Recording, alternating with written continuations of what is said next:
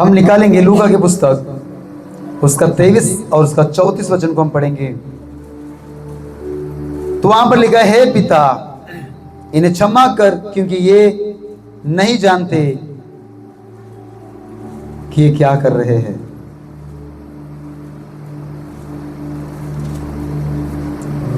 पढ़ेंगे लूका 23 का 34।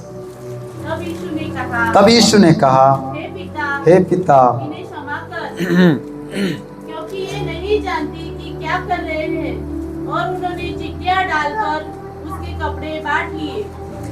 ये फर्स्ट वाणी है प्रभु यीशु मसीह की, ये फर्स्ट आवाज है प्रभु यीशु मसीह की, जिसने कहा, हे पिता इन्हें क्षमा कर। क्रूस के ऊपर की 7 वाणी में से मैं पहली वाणी के बारे में आपको बता रहा हूं।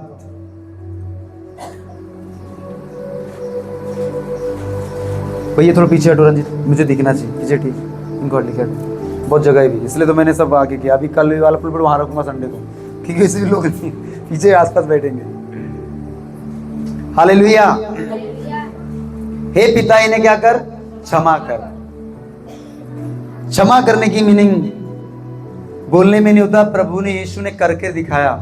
आज हम बोलने में हमें आसान लगता है क्षमा करने के लिए, परंतु प्रभु यीशु मसीह खुद क्रूस के ऊपर चढ़ गए और वहां पे उसको मारने वाले को माफ कर रहे हैं कि पिता इन्हें क्षमा कर, ये नहीं जानते कि ये क्या कर रहे हैं।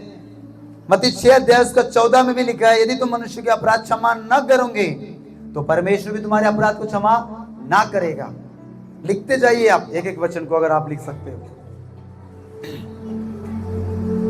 हे पिता इन्हें क्षमा कर, पहली वाणी प्रभु यीशु मसीह खुद ताड़ना सहन कर रहे। और ये कहां की बात है, जब यीशु मसीह को सलीब के ऊपर लटका दिया गया, यीशु मसीह को क्रूस के ऊपर ठोक दिया गया, उस समय वो अपने मारने वाले को खुदा प्रभु यीशु मसीह अपने पिता से विनती करता है, प्रार्थना करता है, हे पिता इन्हें क्षमा कर, ये नहीं जानते कि ये क्या कर रहे हैं। आज भी आपके साथ, मेरे साथ कितने लोग गलत व्यवहार करते हैं, कितने सारी बुरी बातें करते हैं, कितने लालचन, कितने आरोप लगाते हैं। तो आज भी हमें इस मैसेज से सीखना है कि हमें भी उन्हें माफ करना है। हमारे बैरियों को, हमारे दुश्मन को हमें क्या करना है, माफ करना है। क्यों माफ करना चाहिए? क्योंकि यीशु मसीह ने उस सलीब के ऊपर अपने मारने वाले को माफ करना सिखाया, या माफ करने के लिए पिता से विनती किया। आज इस वचन को, इस पहली वाणी को अपने हृदय में लिख ले कि जब भी मुझे कोई मेरे विरुद्ध में बातें करे, मुझे सताए, मुझे मारे, मेरे विरोध में चुगली करे, हमें क्या करना चाहिए? हमें उससे क्षमा करना है। और क्या प्रार्थना करना चाहिए? हे हमारे परमेश्वर, ये नहीं जानते कि ये क्या कर रहे हैं, इन्हें क्या कर, माफ कर, इन्हें क्षमा कर। इफिसियों 4:32 में लिखा है, एक दूसरे पर कृपालु और दयालु बनो।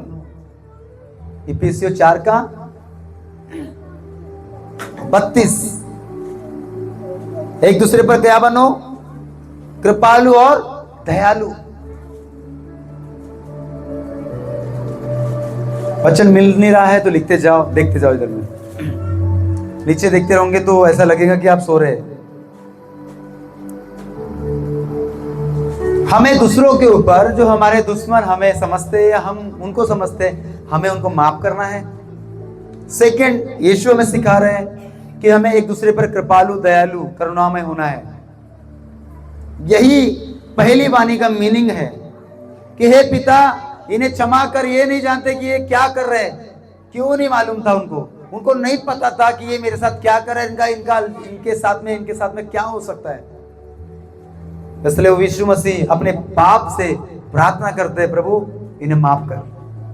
ये पहली वाणी है। क्षमा करना यही सच्ची पहचान है एक सच्चे ईश्वर की, एक सच्चे बेटा और सच्ची बेटी की।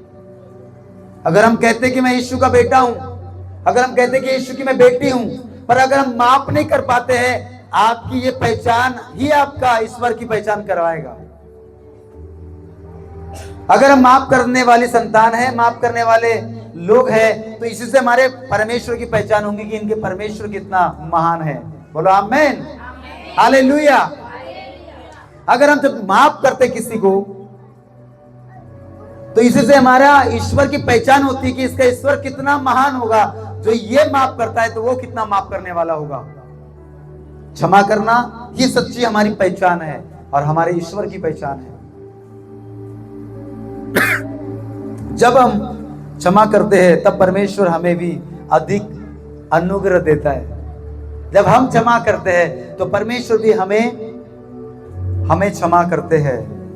बोलो हालेलुया, बोलो यीशु मसीह के नाम की। सेकेंड वाणी पे हम जाएंगे, लूका 23:43। उसमें लिखा है, आज ही तू मेरे साथ कहां होगा? कहां होगा? स्वर्ग लोक में होगा। स्वर्ग नहीं, अभी स्वर्ग अलग है, स्वर्ग लोक में। ये सेकेंड वाणी, आप इसको पढ़ेंगे पूरा अच्छा तो अच्छा रहेगा। लूका उसका 23:43। उसने उससे कहा, मैं तुझसे सच-सच कहता हूँ कि आज ही तू मेरे साथ स्वर्गलोक में होगा। बोलो हालेलुया। हालेलुया। एक ही झटके में प्रभु यीशु कहता है, तू आज ही मेरे साथ स्वर्ग में होगा। बहुत इंपॉर्टेंट ये विषय है और बहुत ही गहरा रहस्य है कि एक सेकंड में ना उसने बपतिस्मा लिया था, पहले न चर्च में गया था, वर्शिप आराधना कुछ भी नहीं, न फास्टिंग कुछ भी नहीं थी, पर उसके बावजूद भी एक ही झटके में यीशु कहते हैं, आज ही तू मेरे साथ स्वर्गलोक में होगा। ये कैसे हो सकता है? बोलो, यीशु के लिए सब कुछ संभव है, उसके लिए सब कुछ संभव है। ऊंट को सुई के नाके में से निकल जाना सहज है, धनवान का उद्धार पाना मुश्किल है, पर प्रभु कहते हैं तेरे लिए सब कुछ संभव है, सब कुछ कर सकता है। एक धनवान भी उद्धार पा सकता है, एक ऊंट भी सुई के इसमें से निकल सकता है। बोलो हालेलुया। आज ही तू मेरे साथ स्वर्ग में होगा। बहुत ही इंपॉर्टेंट विषय है। उसके बाद कम समय था, बहुत ही कम समय, पर एक ही काम किया उसने। लास्ट एंडिंग में उसने पश्चाताप किया है। बोलो हालेलुया। आज भी कोई व्यक्ति अंत में भी मरने के 10 सेकंड पहले भी यीशु कबूल कर लेगा कि यीशु तू मेरा कौन है? प्रभु है, निश्चय उद्धार पाएगा। बोलो हालेलुया। रोमियो उसका 10:9 लिखा है, यदि तू अपने मुंह से यीशु को प्रभु जानकर अंगीकार करे और मन से विश्वास करे कि यीशु मरे हुए में से जिलाया गया, वो मेरा उद्धार करता है, मेरा मुक्तिदाता है, तो निश्चय तू उद्धार पाएगा। ये वचन हमारे लिए अंतिम समय में एक बड़ा प्रमाण साबित होता है कि मरने से पहले अगर हमने यीशु को अंगीकार कर लिया तो निश्चय उद्धार हमारे लिए हो जाएगा। आज ही तू मेरे साथ स्वर्ग में होगा, स्वर्गलोक में होगा। दूसरा कुरिन्थियों 5:17, यदि कोई मसीह में है तो वह नई सृष्टि है, पुरानी बातें बीत गई और देखो सब कुछ क्या हो गया? नया हो गया है। गरम लग रहा है बेटा, उसको चालू कर दीजिए।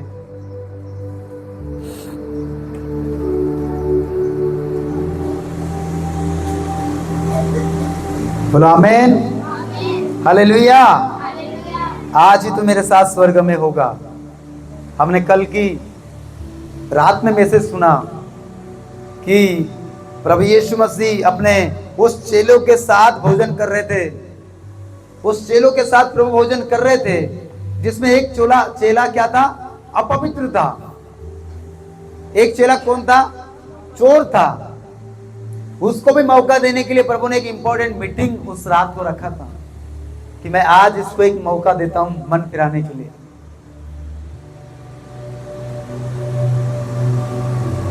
यहां पे जो डाकू है वो समझ गया कि मुझे पश्चाताप करना बहुत जरूरी है, मुझे माफी मांगना क्या है? बहुत जरूरी है। पर उस रात प्रभु यीशु के संग में रहने वाला चेला, साथ में रहने वाला, खाने पीने चमत्कार देखने वाला चेला को यीशु मसीह मौका दे रहा है कि जो मेरे साथ थाली में हाथ डाल रहा है वही मेरा पकड़ने वाला है। तो भी उसने अपना मन नहीं फिराया। प्रभु को पता था कि ये चेला नाश हो जाएगा, कल इसकी मृत्यु हो जाएगी, शैतान इसे अपने राज्य में ले लेगा। उसके बावजूद भी प्रभु उसे मौका देता रहा, पर उसने मन नहीं फिराया, पश्चाताप नहीं किया। अगर काश उस दिन वो कहते था, परमेश्वर मैंने तेरा सौदा कर दिया है, मैंने तुझे तो बेच दिया है 30 चांदी के सिक्के में, प्रभु मुझे माफ कर। खुदा उसको माफ करता था और वो भी स्वर्ग लोक में होता था। पर उसने परमेश्वर का सौदा करने के बाद, पश्चाताप न करने की वजह से, वो शैतान ने उसको क्या कर दिया? मार डाला, फांसी लगाया। मतलब आज ही तो मेरे साथ स्वर्ग लोक में होगा। दूसरी वाणी, इसका मीनिंग क्या? मरने से पहले पश्चाताप कर लिया, मरने से पहले माफी मांग लिया, यीशु को कबूल कर लिया। यीशु तो मेरा प्रभु है, यीशु तो मेरा मुक्तिदाता है, तो मेरा उद्धार करता है। अगर हमने कबूल कर लिया, ये कबूल अंत सेकंड में भी हो गई, तो आपको स्वर्ग लोक मिल जाएगा। बोलो हालेलुया, बोलो यीशु मसीह के नाम की। सच्चा पश्चाताप तुरंत उद्धार लेकर आता, तुरंत, सेकंड भी नहीं लगा। जब बगल वाले डाकू ने बोला, प्रभु जब तू अपने राज्य में आए मुझे याद करना, तुरंत बोला, तुरंत तू आज मेरे साथ स्वर्ग लोक में होगा। सेकंड भी नहीं लगा उससे। उद्धार पाने के लिए लंबी प्रक्रिया नहीं है। आपने 10 साल 50 साल से मसीह में जीवन बिताया, पर अंत में आपने पाप में मर गए, तो नरक ही इंतजार कर रहा है। पर अंत के समय में भी आपने क्या कर लिया? पश्चाताप कर लिया, प्रभु से माफी मांग लिया। आप 100% स्वर्ग जाएंगे। या पूरी उम्र आपने मसीह से दूर होकर बिता लिया, और मरने से पहले भी अगर आप किसी ने आपको प्रभु यीशु के बारे में बता के आप प्रभु के पास आ गए, तो वो भी आपका उद्धार करा सकता है। पर ये आपके लिए नहीं है। हाँ चलो अभी प्रभु से दूर चले जाते हैं, मुझे तो मालूम चल गया ना, मरने से पहले प्रभु कबूल कर लूंगा, अभी एंजॉय कर लो, और मौका नहीं मिला तो क्या करोगे? बोलो हालेलुया। अगर मौका नहीं मिला तो क्या कर लोगे? इसलिए आप बुद्धिमानी से काम करना, चालाक नहीं बनना। चलो अभी मौज मस्ती कर लेते, जब मुझे पता चलेगा मैं भी जाने वाला हूं, प्रभु को कबूल कर लेंगे। पता चल रहा है हमारे मुंह नहीं खुल रहे, हमारे ओठ नहीं खुल रहे। सच्चा पश्चाताप तुरंत उद्धार लेकर आता है। परमेश्वर देर नहीं करता, वह तुरंत उत्तर देता है। आपने प्रार्थना किया, आपने माफी मांगा, आपने अंगीकार किया, तुरंत रिजल्ट आपके सामने होगा। तुरंत आपने जैसा अंगीकार किया, यीशु तो मेरा प्रभु है, शैतान का अधिकार समाप्त हो जाता है। शैतान का अधिकार आपके जीवन से, आपके लाइफ से दूर हो जाता है, क्योंकि यीशु अंदर आ गया। तुरंत काम होता है, तुरंत। अगर उस डाकू ने उस समय अपने पापों कबूल नहीं किया होता, तो शायद शैतान उसके ऊपर अधिकार जमाता, पर तो तुरंत अधिकार शैतान का डिस्कनेक्ट हुआ और यीशु का अधिकार उसके ऊपर हो गया। इसलिए कहा, आज ही तू मेरे साथ क्या होगा? स्वर्ग में होगा। परमेश्वर देर नहीं करता। हमको प्रार्थना करना है। हमको हर दिन, हमने पिछले पाम संडे के वचन को सुना, तो होसन्ना होसन्ना होसन्ना की मीनिंग को सुना। हे प्रभु यीशु, हमें हमारे पापों से बचा। अपने पापों के लिए पश्चाताप जरूरी है प्रतिदिन। कब क्या हो जाए, कहां क्या हमारे साथ हो जाए, हमें नहीं पता, पर पश्चाताप हमारा उद्धार खोने नहीं देगा। बोलो आमीन। पश्चाताप हमारा उद्धार खोने नहीं देगा। अगर हम कंटिन्यू उद्धार के लिए, पश्चाताप के लिए प्रार्थना करते, प्रभु मैं सुबह उठा और मैंने प्रार्थना की, प्रभु मेरी गलती को क्षमा कर, मेरी गलती को माफ कर। अगर कुछ हो भी गया, आपका उद्धार निश्चय नहीं खो सकता है। बोलो हालेलुया। एक प्रभु के दास बता रहे, वो कंटिन्यू उद्धार के लिए वचन देते हैं। वो कहते हैं, मैं जब भी घर से निकलता हूं पश्चाताप करते रहता हूं। मैं घर में वापस आता हूं तो मैं अपनी गलती के लिए पश्चाताप करता हूं। पता नहीं कभी क्या हो जाएगा मेरे साथ, तो मेरा उद्धार खोना नहीं चाहिए।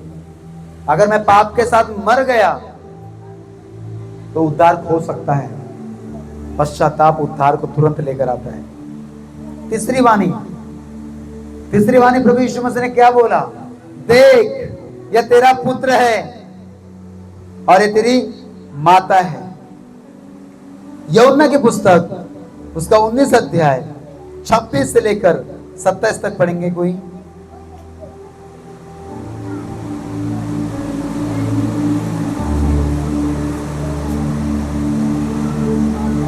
19, 26, 27। तब यीशु ने अपनी माता और अपने चेले को जिनसे वह प्रेम रखता था पास खड़े देखा तो अपनी माता से कहा, हे नारी, देख यह तेरा पुत्र है। तब उसने चेलों से कहा, यह तेरी माता है। और उसी समय से वह चेला उसे अपने घर में ले गया। इसका मतलब यीशु मसीह अपने परिवार का भी जवाबदारी रखता था, अपने परिवार का भी ख्याल करता था, अपनी माता का ख्याल किया उसने। निर्गमन 20:12 में लिखा है, अपने तुम माता पिता का आदर करना। निर्गमन की पुस्तक 20:12 में लिखा है, अपने माता पिता का आदर कर।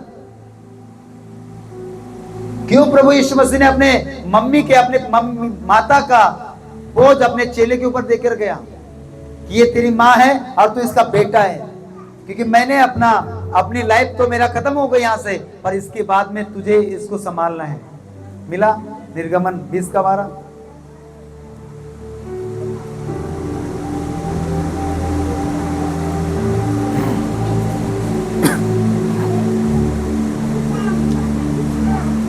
अपने माता पिता का आदर कर। जब तू इस्राएलियों की रहने दीजिए। तो अपने पिता और अपनी माता का आदर करना। हाँ, इससे जो देश तेरा परमेश्वर यहोवा तुझे देता है, उसमें तू बहुत दिन तक रहने पाए। अपने माता पिता का आदर करने के लिए। देख, तीसरी वाणी यीशु कहते, देख देख ये तेरी माँ है। अपने माँ के वो जवाबदारी को अपने चेलों के ऊपर उसने सौंपा। मरने से पहले भी उसने पूरा एक एक काम करके गया कि मैं जा रहा हूं, पर मेरे बाद मेरी माँ की रक्षा कौन करेगा, मेरी माँ की देखभाल कौन करेगा। उसने वो रिश्ता को मजबूत करके गया, चेले को जवाबदारी सौंप के गया, मतलब अपने परिवार की वो चिंता करता था। पहला तीमुथियुस 5:8 में लिखा है, जो अपने घर वालों की चिंता नहीं करता वो अच्छा चेला नहीं हो सकता। जो अपने घर बार की देखरेख नहीं कर सकता, अपने बाल बच्चों के पालन पोषण नहीं कर सकता, वो कैसे अच्छा सेवक बन सकता है। पहला तीमुथियुस 5:8 पढ़ेंगे।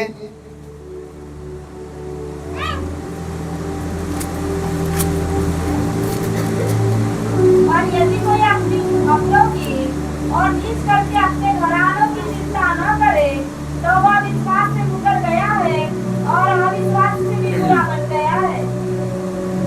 यदि कोई अपने निज करके अपने घराने की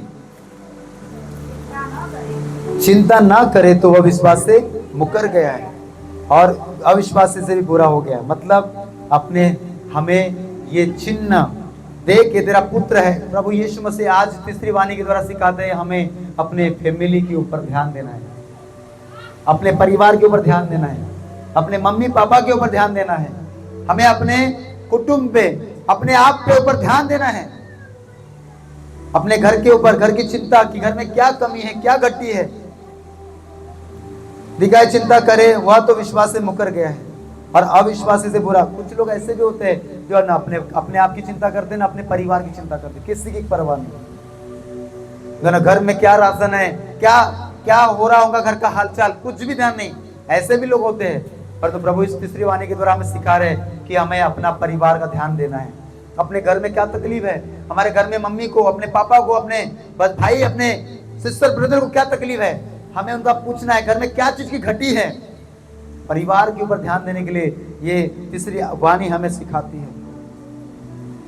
मसीह जीवन में परिवार में एक जिम्मेदारी का बहुत महत्वपूर्ण हिस्सा है। मसीह जीवन एक पारिवारिक जीवन है। मसीह जीवन एक बहुत अहम भूमिका निभाता है अपने परिवार में। हमें मसीह होने के नाते अपने परिवार का ख्याल रखना चाहिए, अपने घर का, अपने बच्चों का, अपने घर के राशन पानी का तक ख्याल रखना चाहिए कि क्या घटी हमारे घर में है। बोलो हालेलुया, बोलो यीशु मसीह के नाम की। प्रेम केवल शब्द में नहीं बल्कि कार्य में होना चाहिए, करके दिखाना है। हाँ, मैं तुझसे प्रेम करता हूं, मैं तुझसे प्रेम करता हूं, नहीं, करके दिखाना है। प्रेम कार्य के द्वारा सिद्ध होता है। अगर हम जिससे प्रेम करते हैं तो उसकी आज्ञा मानेंगे। अगर हम घर के परिवार से प्रेम करते तो हम उसकी इच्छाओं को पूरी करने के लिए कुछ सोचेंगे। कुछ घटी है, उस घटी को पूरा करने के नहीं मैं नहीं करता, तुम ही कर लो, ऐसा नहीं। पर एक परिवार होने के नाते प्रभु यीशु मसीह ने अपने परिवार की चिंता किया। उसने अपने परिवार, अपने माता की चिंता किया। हमें भी अपने बच्चों की, अपने परिवार की चिंता करना है कि उन्हें क्या चाहिए, क्या दूं जिससे वो खुश हो, क्या ऐसा मैं गिफ्ट करूं, क्या ऐसा मैं खरीद के दूं, क्या ऐसा मैं करूं जिससे वो आनंदित हो सके। मसीह जीवन में परिवार की जिम्मेदारी बहुत ही महत्वपूर्ण होती है। कितने लोग सुन रहे हैं? बोलो हालेलुया।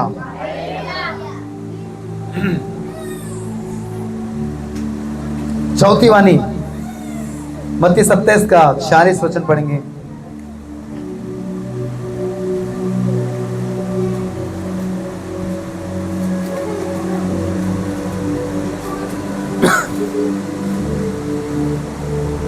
हे मेरे परमेश्वर, तूने मुझे क्यों छोड़ दिया?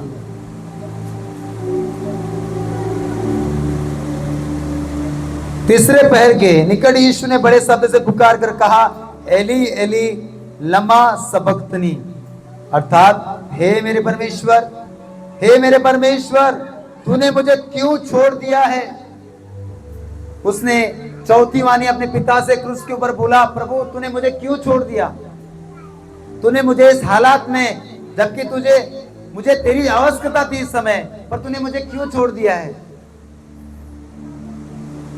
यशायाह की पुस्तक 53 के 5 में लिखा है, वो हमारे अपराधों के लिए घायल किया गया, वो हमारे अपराधों के लिए कुचला गया, उसके ऊपर हमारे पापों के लिए ताड़ना पड़ी।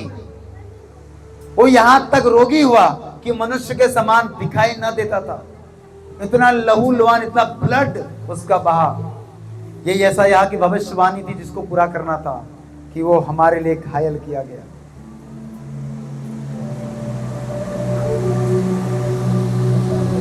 वो हमारे अपराधों के लिए घायल किया गया। भजन संहिता 22 के 1 में लिखा है, वो भविष्यवाणी पूरी हुई है। भजन संहिता 22:1, किसी को मिलता है तो जल्दी पढ़ सकते।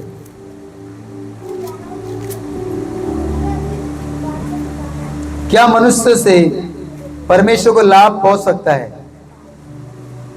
जो बुद्धिमान है वह अपने ही लाभ के कारण होता है। हे मेरे परमेश्वर, हाँ, तूने मुझे क्यों छोड़ दिया है? तू मेरी पुकार से और मेरी सहायता करने से क्यों दूर रहता है? मेरा उद्धार कहाँ है? ये भविष्यवाणी को पूरी करना था। हे मेरे परमेश्वर, हे मेरे परमेश्वर, तूने मुझे क्यों छोड़ दिया है? तू मेरी पुकार से और मेरी सहायता करने से क्यों दूर रहता है? मेरा उद्धार कहाँ है? इस भविष्यवाणी को पूरी करने के लिए यीशु मसीह क्रूस के ऊपर गए।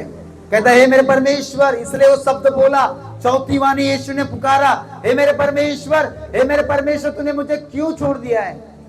कई बार हमें भी अपनी परेशानी में ऐसा लगने लगता है कि सबने मेरा साथ छोड़ दिया, कोई मेरा नहीं है, कोई अपना नहीं है, कोई नहीं समझता। यीशु को वहां पे महसूस हो रहा था कि मेरे बाप ने मुझे छोड़ दिया, मैं उसकी इच्छा को पूरी करने के लिए लटका हुआ, मेरे पिता ने मुझे देखना बंद कर दिया। वो मुझे देखता रहता था, मैं तो सहन कर रहा हूं ना, वो मुझे देखता रहता था, मुझे कितना अच्छा लगता था। Hallelujah, hallelujah. पर वो भविष्यवाणी को पूरी करना था। भजन संहिता 22 के पहला अध्याय को पूरा करना था, वचन को पूरा करना था, इसलिए उसने उस वचन को वहां पे बोला, चौथी वाणी, हे मेरे परमेश्वर, हे मेरे परमेश्वर। दोपहर से लेकर तीसरे पहर तक जब उस सारे देश में अंधियारा छाया रहा, तीसरे पहर के निकट यीशु ने बड़े शब्द से पुकार कर चौथी बात बोला, एली एली लमा सबक्तनी, मतलब हे मेरे परमेश्वर, हे मेरे परमेश्वर, तूने मुझे क्यों छोड़ दिया?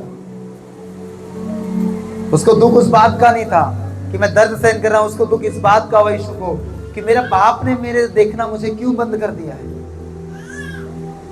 यीशु ने हमारे अपराधों का भार अपने ऊपर उठा लिया।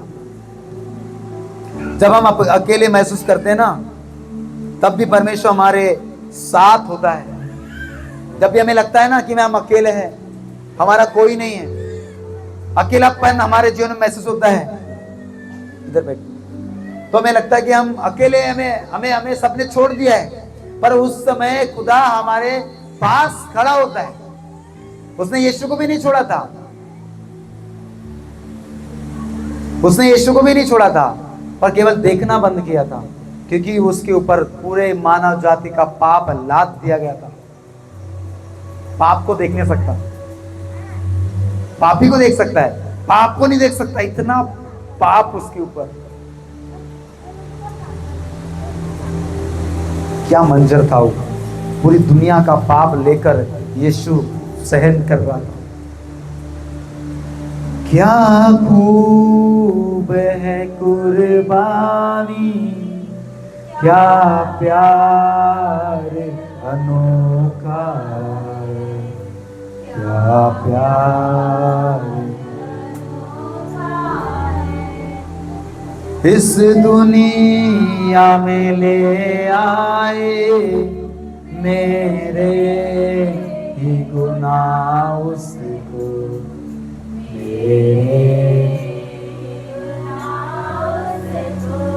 जब हम ये बात कर रहे हैं तो हमें ऐसा लगता है एक आम बात से समान लग रही है मुझे। चलो ऐसे प्रभु ने बोल दिया होगा, पर जब आप इसकी गहरे में जाओगे ना, हमारे पाप हमें याद आएंगे। मेरे लिए इसने जान दिया है, मेरे पाप उसके ऊपर लाद दिया गया था। क्रूस पे कुर्बान वो मेरा मसीहा, हर जग मुझसे का।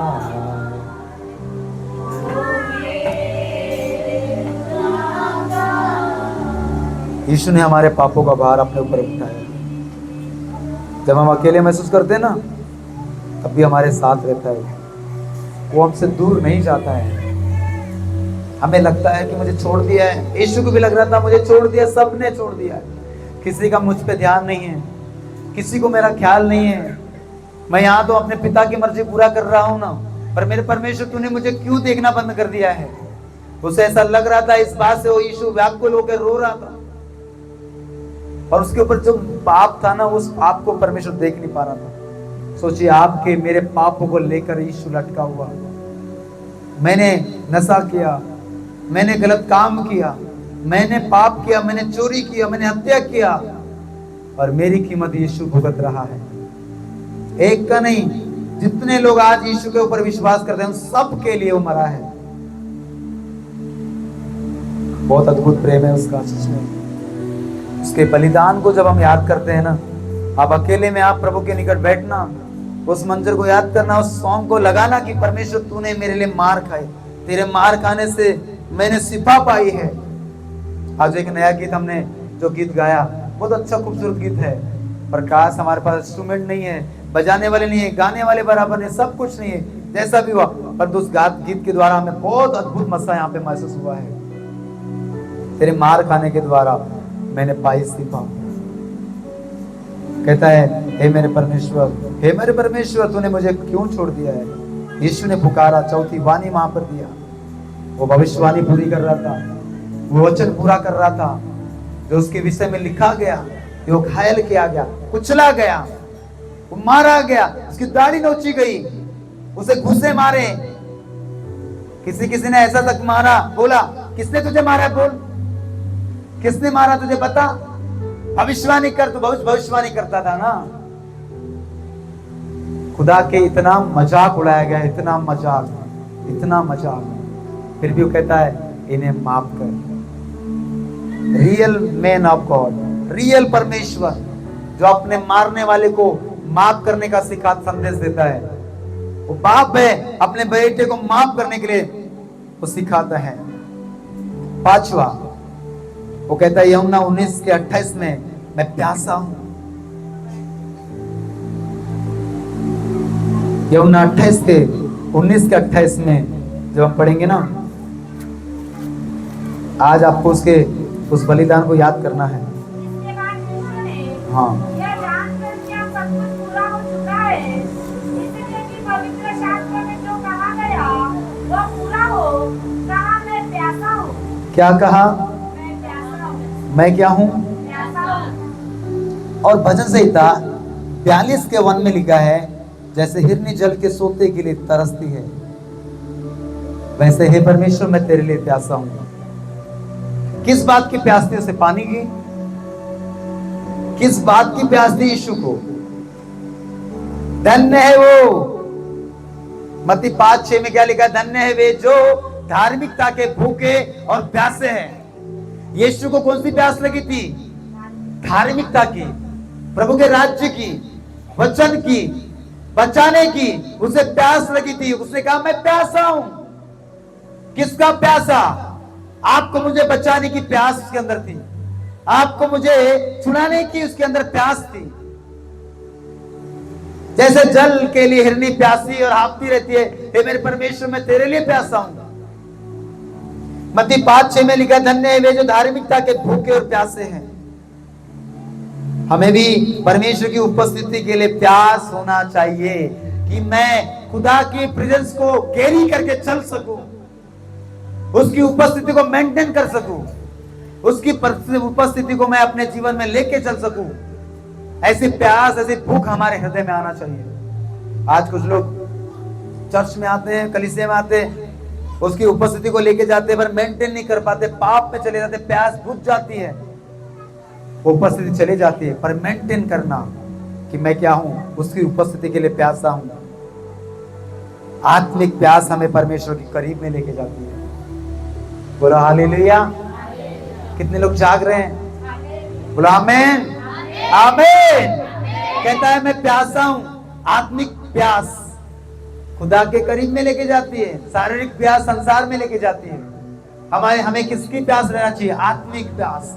खुदा की उपस्थिति को मैं कैरी कर सकूं, उसकी उपस्थिति को मैं महसूस कर सकूं। मुझे ऐसे प्यास चाहिए, ऐसे भूख लगना है कि मैं उसकी उपस्थिति में दिन रात बने रह सकूं, चल सकूं। उसकी उपस्थिति मेरे पास से जाए नहीं।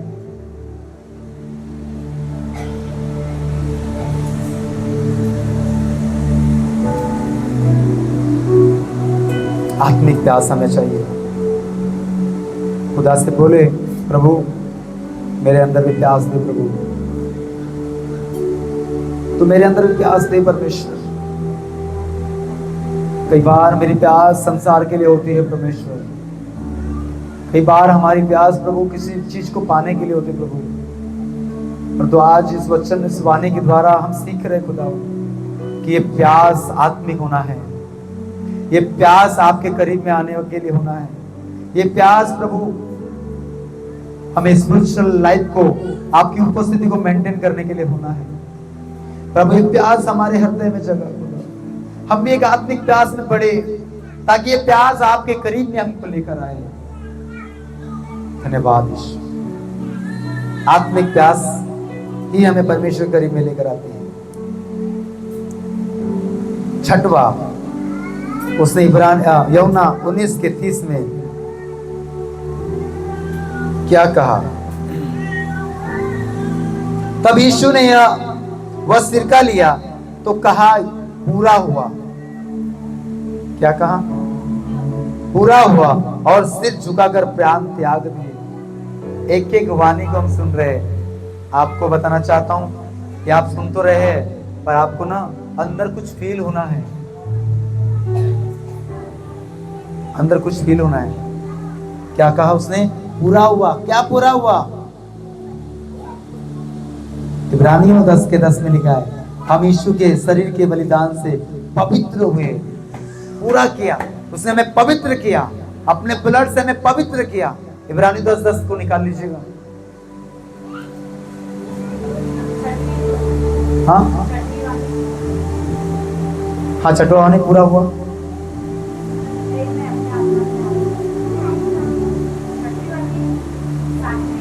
ये छठी वाणी पूरा हुआ है, और इसके बाद और एक वाणी है। आपके पास जो होगा वो अलग से अलग होगा, पर हो सकता है। इब्रानी 10:10 क्या पूरा हुआ? Thank you Lord.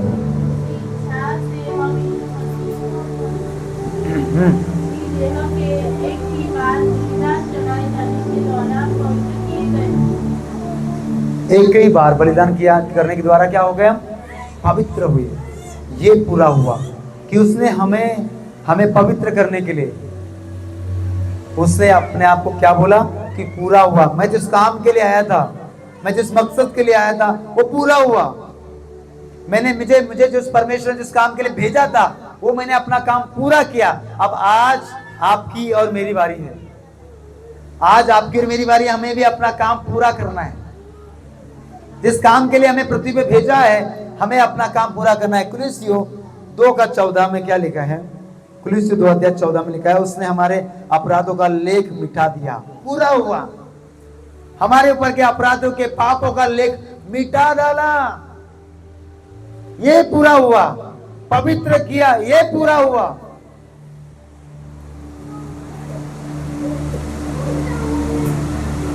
उद्धार का कार्य पूरा हो चुका है। अब हमें केवल विश्वास करना है तो काम हो जाएगा। उद्धार के लिए उसने अपना ब्लड, अपना कीमत चुका दिया है। केवल विश्वास और अंगीकार करना है, हमारा उद्धार निश्चय हो जाएगा। इसलिए उसने कहा पूरा हुआ, सब कुछ फिनिश। अब हमें कुछ नहीं करना है, हमें केवल विश्वास और अंगीकार, विश्वास और अंगीकार। यीशु ने अपना सब कुछ पूरा कर दिया जो हमें चाहिए था।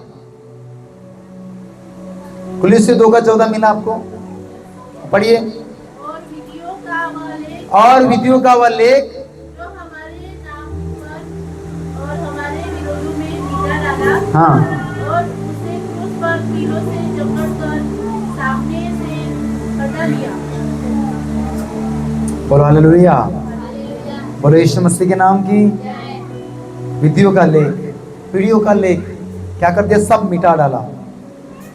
7वीं वाणी हम देखेंगे, हे पिता मैं अपनी आत्मा तेरे हाथों में सौंपता हूं। लूका 23:40 में हम इसको पढ़ सकते हैं। और यीशु ने बड़े शब्द से पुकार कर कहा, हाँ, हे पिता मैं अपनी आत्मा तेरे हाथों में सौंपता हूँ। अब ये वचन कहां पर लिखा है? पुराने नियम में भी इसको मेंशन किया है, भजन संहिता 31:5। इस वचन को, इस भविष्यवाणी को पूरी करने के लिए वो कहता है, मैं अपनी आत्मा तेरे हाथों में सौंपता हूं। आत्मा पिता के हाथ में सौंपना बहुत जरूरी है मरने से पहले। मैं अपनी आत्मा को तेरे हाथों में सौंप देता हूँ। हे यहोवा, हे सत्यवादी ईश्वर, तूने मुझे बोल देकर मुक्त किया है। इस वाणी को उसने यहाँ पे बोला। नीति वचन 3:5।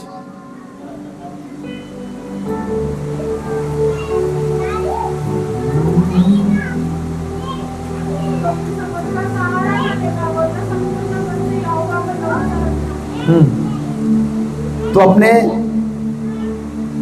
सारे मन से यहोवा पर क्या करना? भरोसा करना। हे पिता मैं अपनी आत्मा तेरे हाथों में सौंपता हूं।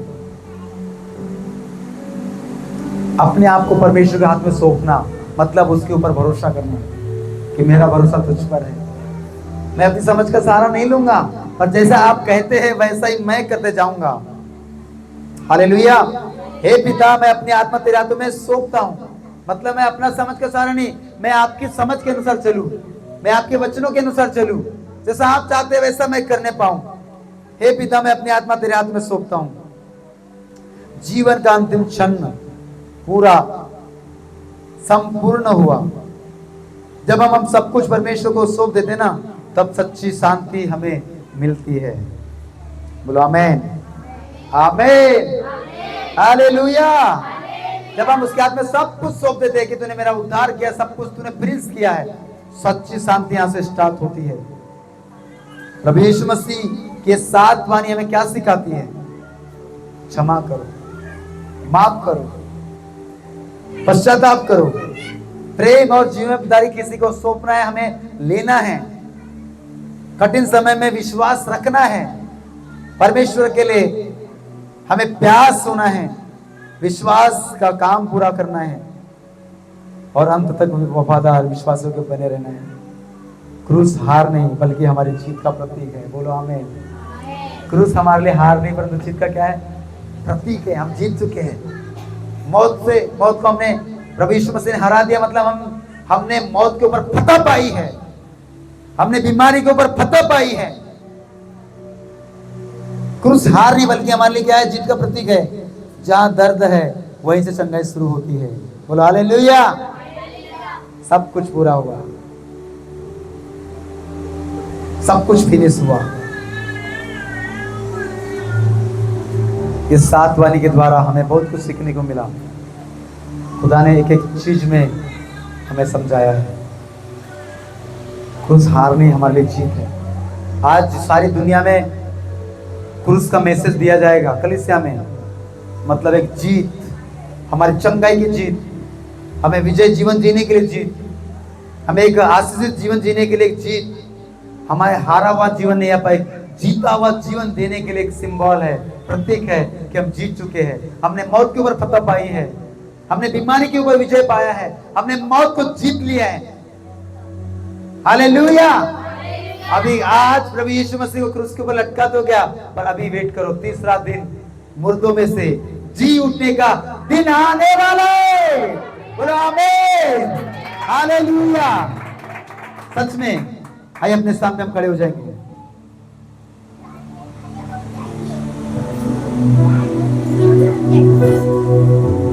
तीसरा दिन बाकी है। आज प्रभु यीशु मसीह मार खाया है, पर वेट करो। शैतान को लगा सब कुछ खत्म कर दिया मैंने, दुष्ट को लगा सब कुछ खत्म कर दिया मैंने, पर उसको पता दिखाई दिया